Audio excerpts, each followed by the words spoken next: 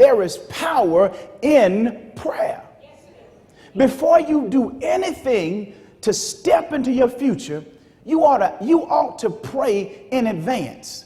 Don't make a decision about your future without prayer. Notice what she says. Gather all the Jews together and you fast. And we can deduce from that she's saying fast and pray. Do you know how powerful that is? How powerful that is. She says gather all of them together. And for 3 days, night and day, have sacrificial prayer that you pray and make sure. Why would I pray? Because I need to make sure whatever it is I'm about to do, it's God's will and not my will. Jesus fearlessly faces the future in the Garden of Gethsemane. He gets in the Garden of Gethsemane and he agonizes with his will and the will of God, the Father. And he prays and ultimately he says, not my will, but your will. If Jesus prays about fearlessly facing his future, how did you get to be such an expert on the future that you just hop out and just do your own thing? I'm just going to go. Anything that you plan to do, you should seek God's guidance in advance.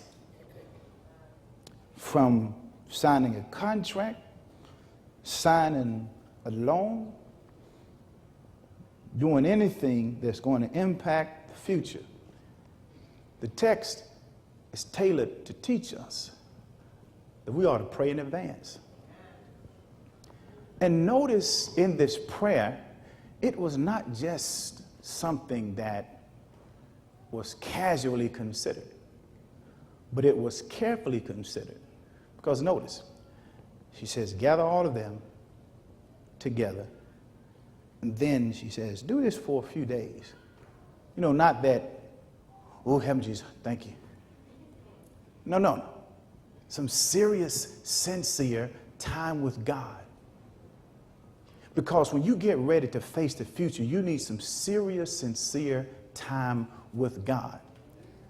Because when you prepare to do things for anything in life, there ought to be some time that you have with God to say, Lord, I just need to make sure.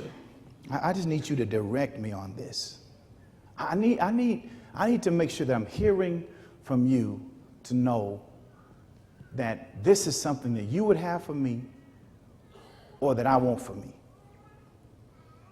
See, Esther understood the magnitude of what they were asking her to do. So pray in advance, but then watch this. Plan in advance.